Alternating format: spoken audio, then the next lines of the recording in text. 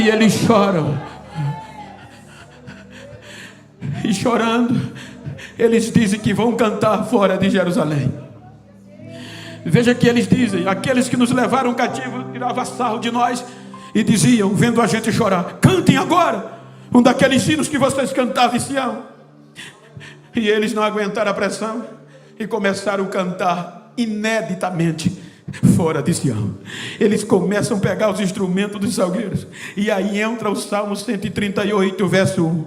Veja o que é o hino. Eles contam esse hino na Babilônia. Salmo 138, verso 1. Que é que eles dizem? A ti, Senhor, a ti eu te louvarei de todo o meu coração, nas presenças dos deuses inimigos. A ti nós vamos cantar louvor fora de Sião. Vamos cantar, vamos cantar, vamos cantar, vamos adorar. Quando eles cantam, aí vem o Salmo 137. Vem Ezequiel 37, versículo 16 por diante. Quando eles cantam, o louvor chega ao céu. Aí você vai entender o poder da cruz. Tu, pois, ó filho do homem, Deus vai na beira do rio, pega Ezequiel e diz a ele: pega um pedaço de madeira, corta-o, e neste pedaço de madeira escreve: Efraim, por José, toda a casa de Israel e suas companheiras. Sintetizando. Depois pega outro pedaço de madeira e escreve nela: Judá, por Judá e toda a casa de Judá e seus companheiros. Vocês lembram que eles foram desunidos, separados? Aí Deus diz: corta um pedaço de madeira, eu vou trazê-lo de volta, mas vai ter que ser unido. Em um pedaço escreve Israel, Efraim, no outro escreve Judá. E começa a andar com ele na rua. A sequência do texto, versículo 17. Agora Ezequiel vai andar com a cruz, dois pedaços de madeira grudados no outro, cruz. E quando eles te questionarem, tu não vai nos explicar, você vai dizer assim, diz o Senhor: a partir de hoje é uma madeira só. Tanto Efraim como Judá é uma madeira só. A cruz faz parte desde o Egito. Não é à toa que Paulo disse: pela cruz. Se você for no Museu do Cairo, eu já tive o prazer de fazer alguns cursos no Cairo, diante de arqueologia. E você chega no museu, tem os egípcios sempre acreditaram em uma vida após a morte. Por isso, quando eles morriam, tudo eles colocavam dentro do corpo, porque não podia chegar sem um olho, sem nada na outra vida. E a chave para esta outra vida era uma cruz. Por isso que naquela estátua, o Ramsés II, um dos faraós, ele vai morrer, mas ele está segurando duas chaves para garantir a entrada da liberdade na vida eterna. E se você olhar a chave que os egípcios usavam, ela tem um globo que representa o delta do Nilo, o corpo da chave e duas partes transversal, formando uma cruz, que é o mapa do Egito. Aí observe que a cruz começa aqui, e foi lá que os judeus se desenvolveram. Quando você vê o Deus tirando o povo do Egito, a Bíblia diz que durante o dia era uma coluna de nuvem, transversal, oriental, e durante a noite uma coluna de fogo, vertical, cruz. Quando Deus vai abençoar, quando Jacó vai abençoar os filhos de José, não é aleatoriamente, irmão. Ele não escolheu um melhor do que o outro, mas ele cruza os braços: vou abençoá-los pela cruz. Cruz. Quando Deus tira o povo de Israel para a terra prometida, tira do Egito, de um lado está a terra do Egito, do outro está a terra santa, e no meio o mar vermelho, uma terra e um tinha que cruzar, e cruzou, cruz. Agora, quando o povo perdeu o privilégio e não valorizou, quer voltar, vai voltar pela cruz. Deus estava dizendo: na cruz tem ninguém maior que ninguém não. Diga para quem está nesse reino, tem ninguém maior que ninguém não, tem ninguém melhor do que o outro. é uma madeira só, é um tamanho só, é uma medida só. Deus traz eles de volta e manda eles recomeçarem. E a glória da segunda casa vai ser maior que a da primeira. Eles recomeçam 430 anos antes de Cristo. O último profeta Malaquias profetiza um juízo devastador. 400 anos antes veio o silêncio. E Deus não fala mais com os judeus. Nem por Urim, nem por Tumim, revelação, nem por profeta, nem por sonhos, nem por visões. O período do silêncio vem. Entra os gregos macedônios. E por meio de Antíoco Epifânio, estabelece impositivamente o período helenista. E vai tirando os privilégios de adoração dos judeus. 64 anos antes de Cristo, vem os romanos. E politiza o ministério. E agora a corrupção toma conta do templo. Quando Herodes constrói o templo, os próprios sacerdotes se afastaram de Deus. Tinha culto, tinha um templo lindo, tinha bezerro, de sangue de bezerro, tinha oferta riquíssima, mas não tinha a presença de Deus. Aí Deus quebra o silêncio. O pecado abundou pela lei. A lei enfermou. Aí Deus diz: eu mandei profeta, eles apedrejaram, mataram. Agora eu vou mandar meu filho. Se eles sabendo que é meu filho, eles vão me ouvir. Aí João começa a escrever o capítulo 1. No princípio era o Verbo, e o Verbo estava com Deus, porque o Verbo era Deus. A luz que ilumina todos os homens brilhou nas trevas, e as trevas não reconheceram. Houve um homem enviado de Deus para testificar sobre a luz. Ele não era a luz, mas veio para pregar a luz, para que todos cresçam na luz. O nome dele era João. A luz verdadeira que ilumina todos brilhou no mundo, e o mundo desprezou. Ele veio para os que eram seus, mas os seus não aceitaram. Paulo, Romanos capítulo 10, ele diz que os judeus rejeitaram a justiça de Deus.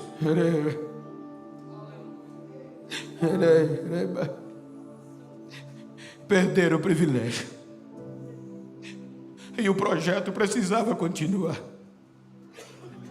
Veja que Deus sempre chamava Israel de oliveira verde, produtiva, porque tudo da oliveira é aproveitado, ela é cultivada, ela é plantada, ela é podada, ela é tratada para produzir.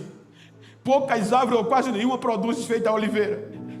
Por isso que Deus a denomina Israel de oliveira. Veja Isaías 41, versículo 19. Leia o destaque que Deus dá. Olha o que é que Deus está dizendo. Isaías, por favor, 41, 19. Só para você ter uma ideia do poder de Israel para atrair as nações a Deus. O privilégio. O que é que diz?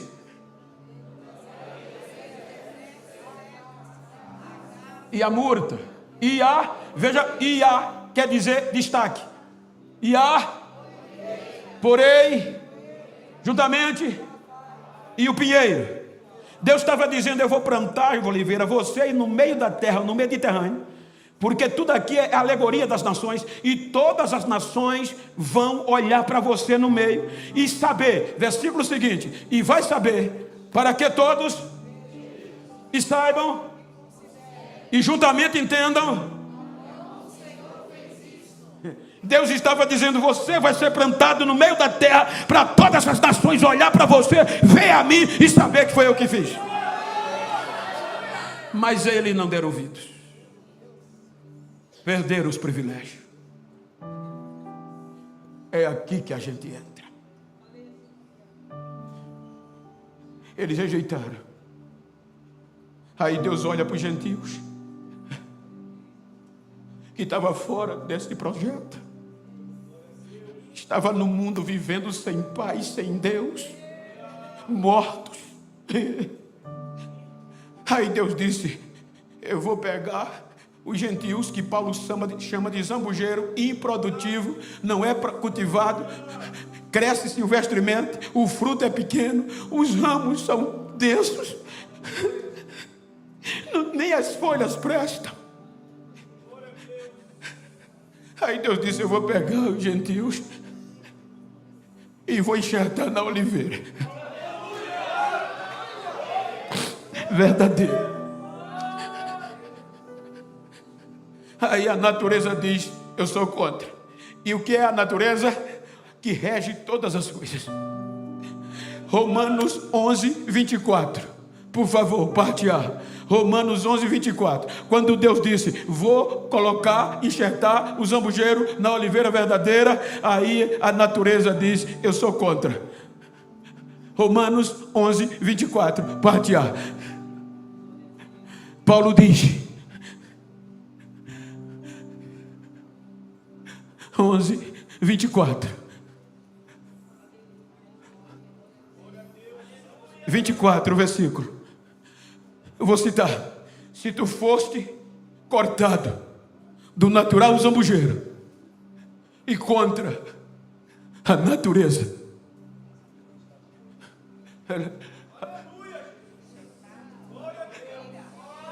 a natureza não votou na gente.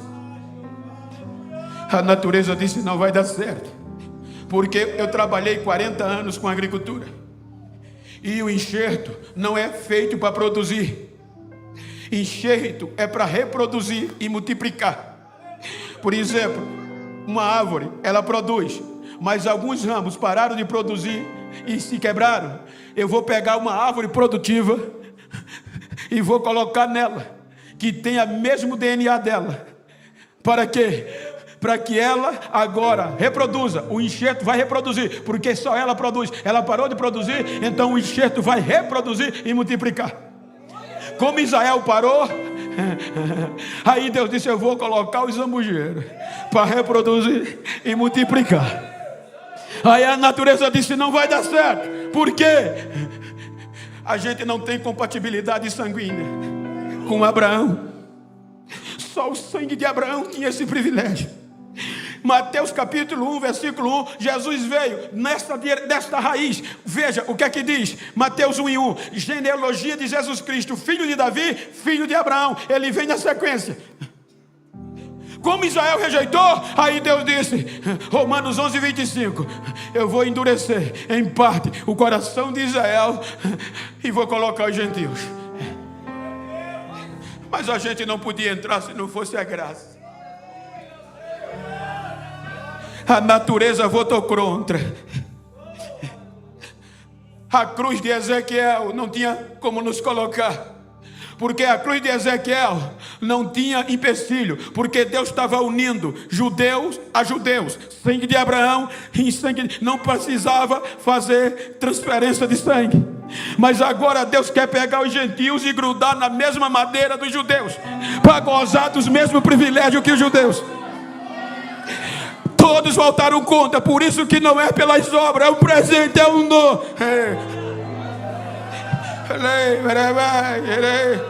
A aliança de sal é irrevogável, mas não purificava o nosso sangue.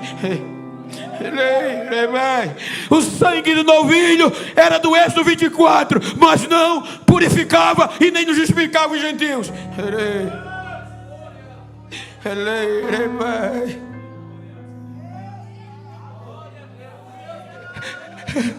Só os judeus tinham esse privilégio. Aí Deus disse, Paulo, Romanos 8, 31, se Deus é por nós,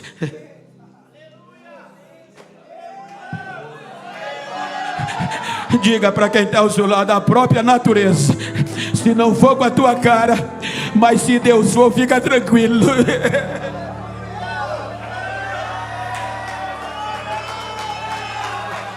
Aquele que nem mesmo a seu próprio filho poupou antes, o entregou por todos nós, para que morresse ou que antes ressuscitasse.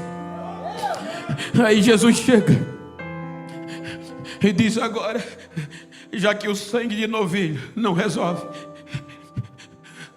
já que a aliança de sal não resolve, já que a cruz de Ezequiel não resolve, porque precisava a gente ser adotados. Diz o texto do tema, o contexto: a gente era estrangeiro, forasteiro, escravo, sem direito nenhum. Para a gente entrar, precisava um presente que nos adotasse. Alguém que com todos os nossos defeitos, por isso que Ele nos amou quando nós ainda éramos pecadores, tivesse coragem de nos adotar. Aí vem Jesus em Lucas e diz: só tem uma aliança que pode adotá-los e enxertar o sangue de Abraão deles. Lucas 22 e 20. Leiam, parece ceia, mas não é. Lucas 22 e 20. O que é que está escrito?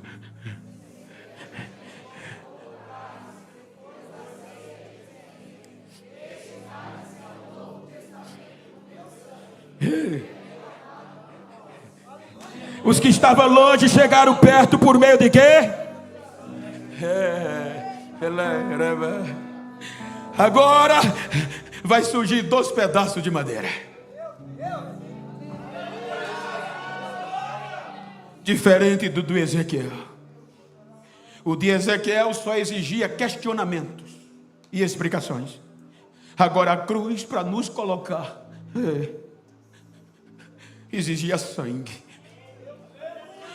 pureza e amor. Agora surge na Via Crúcia de Jerusalém um inocente.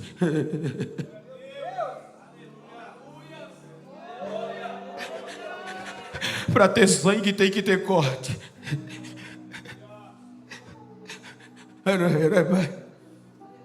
O seu corpo é dilacerado pelos chicotes. A coroa de espinho fura o couro cabeludo. E a cruz, para nos adotar, era tão pesada e tão dolorida que cortava os seus ombros.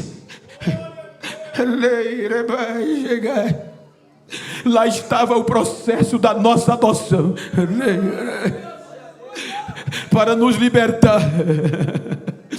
Chega no lugar mais alto, que no tempo do jubileu, o ano da liberdade, era nos lugares mais altos que a trombeta era tocada. Quando ela era tocada, que os sacerdotes tocavam, os mensageiros, a terra ouvia dizer: a liberdade para o escravo, a liberdade para a terra, a liberdade para os presos. Agora no lugar mais alto da terra, para todo Jerusalém, para todos os judeus, para o inferno, para a terra ver, tem uma cruz pendurada, e no alto da cruz tem um sacrifício do Cordeiro. A graça de Deus está no alto da cruz. E ele brada: Pai, está feito, Pai. Agora o Senhor pode adotar os gentios. Agora os gentios podem fazer parte do projeto e gozar do privilégio, Pai. Em tuas mãos eu entrego o meu espírito. Está consumado. Morre. Parecia estarmos perdidos. Manhã do terceiro dia, Maria vai procurar entre os mortos aquele que já não está mais. O anjo chega e diz: o que vocês estão fazendo? Porque vocês estão buscando entre os mortos aquele que já está vivo. Aquele que já está vivo, ele já ressuscitou. Agora leiam comigo com o peito aberto, Romanos 5, versículo 20 e 21. Aí a partir daqui, olha que coisa linda. O que é que a graça faz? O que é que diz? Veio, leiam comigo: veio para que a ofensa abundasse, mas aonde o pecado abundou, aonde o pecado reinou, a graça é maior, a graça reinou mais. Versículo 21, passa mais um versículo. Para que, assim como o pecado reinou na morte, também a graça reinasse pela justiça para a vida eterna por Jesus Cristo, nosso Senhor.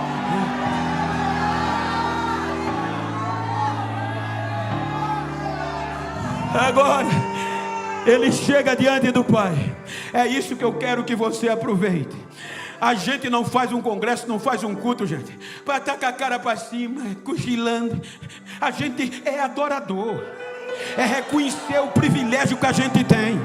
Nem Israel teve o privilégio que a gente tem, com tantas alianças. Israel não gozou do que a gente goza hoje de alegria, porque o Espírito Santo foi tirado de Adão e não voltou para habitar em Israel.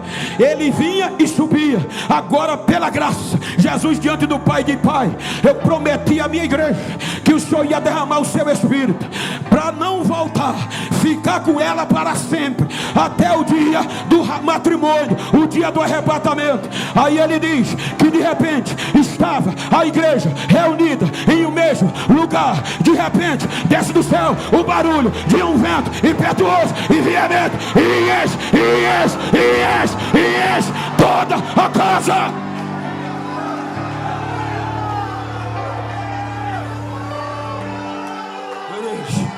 Olha o privilégio da graça.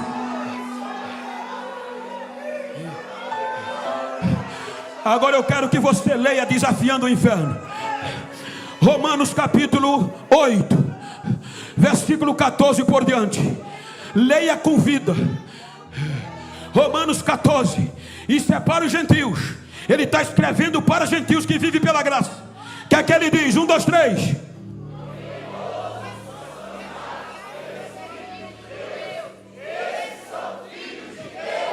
Versículo 15.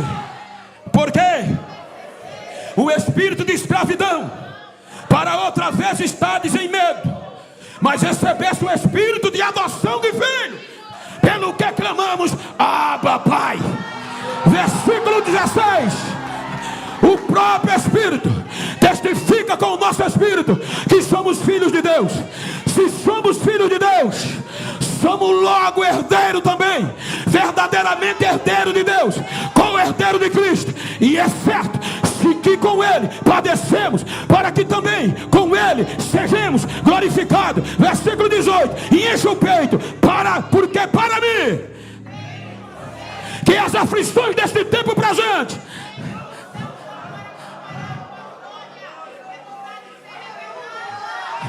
Então olha para quem está ao teu lado e liga: não tenha medo, você já não é mais escravo, você não é mais para ter medo, não é mais forasteiro, mas agora você é filho. E escravo não tem direito, mas o filho tem privilégio que o escravo não tem. Vamos aproveitar o privilégio da graça. Vamos aproveitar o privilégio da graça.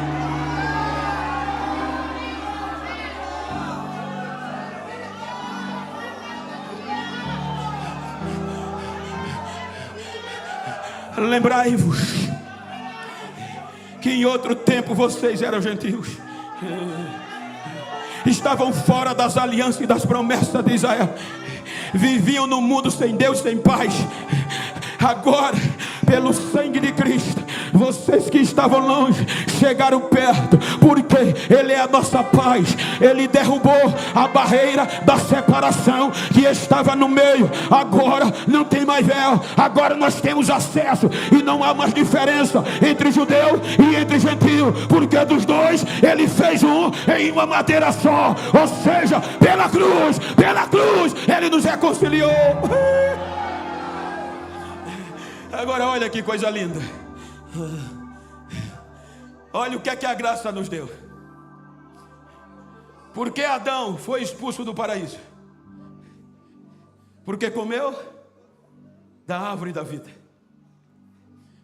Apocalipse capítulo 2, versículo 7. 91 anos depois de Cristo, Ele vem e escreve para quem a primeira carta? Para a igreja de onde? Éfeso. E o que é que ele diz? Leia, por favor.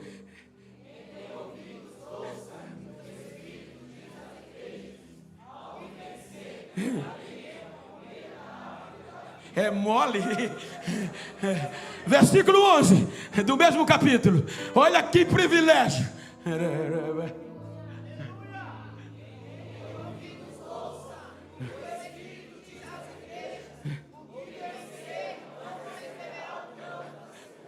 Porque o pecado reinou na morte, mas a graça reina na vida. Então fique de pé.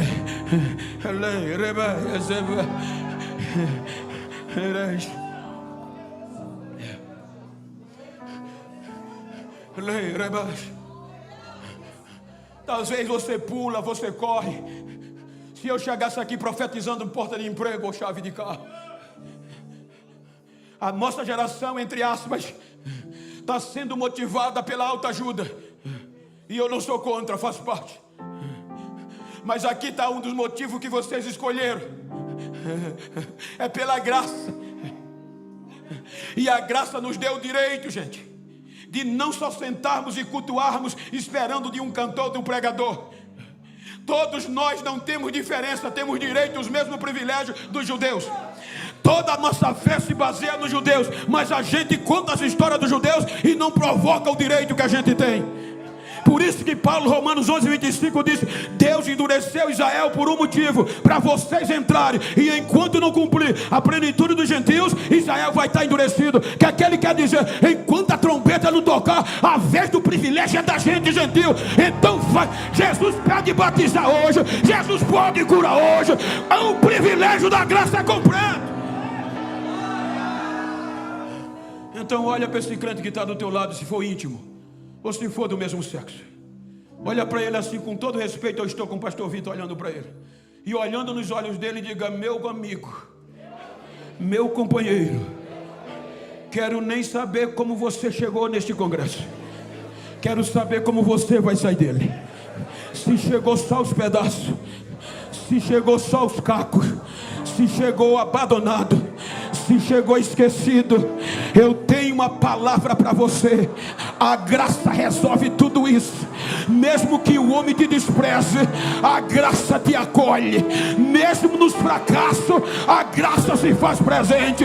Ai, diga: Deus não desiste de você. Aproveita o privilégio da graça, abraça ele e diga: eu vou me encher, eu vou me encher, eu vou me encher, eu vou me encher.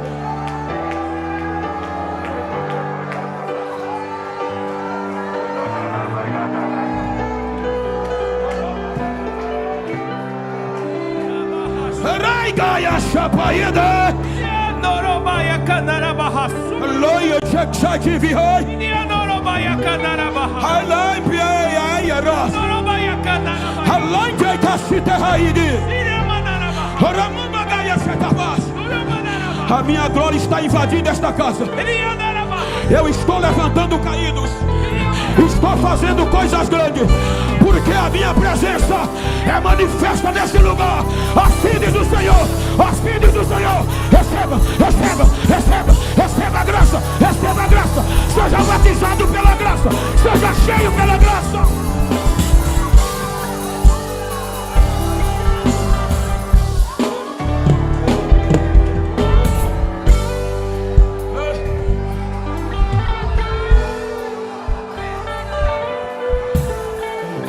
Pela graça.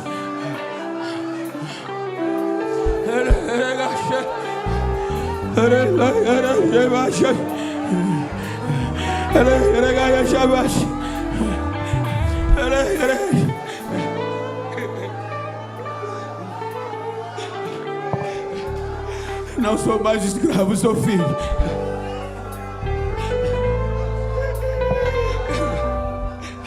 Apesar dos meus fracassos, a graça não desiste de mim. Eu quero saber onde tem alguém que se afastou, que deixou o caminhar. Mas nesta noite a graça vai te recolher. Venha, filho, pela graça. Apesar dos fracassos, a graça não desiste de você. Porque onde o pecado abundou, superabundou a graça. Cadê a primeira pessoa para retornar para casa? Cadê a primeira pessoa que quer aceitar Jesus? Venha.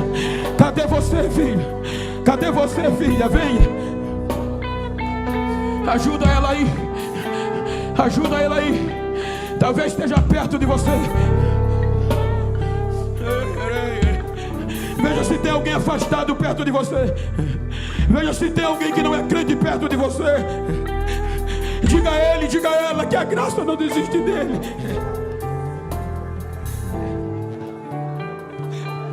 Não é por merecimento, é um presente dado por Deus a nós.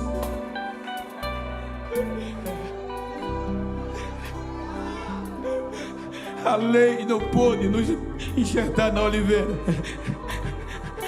mas a graça conseguiu. contra a própria natureza. Nós somos cortados do natural zambujeiro e enxertados na oliveira verdadeira.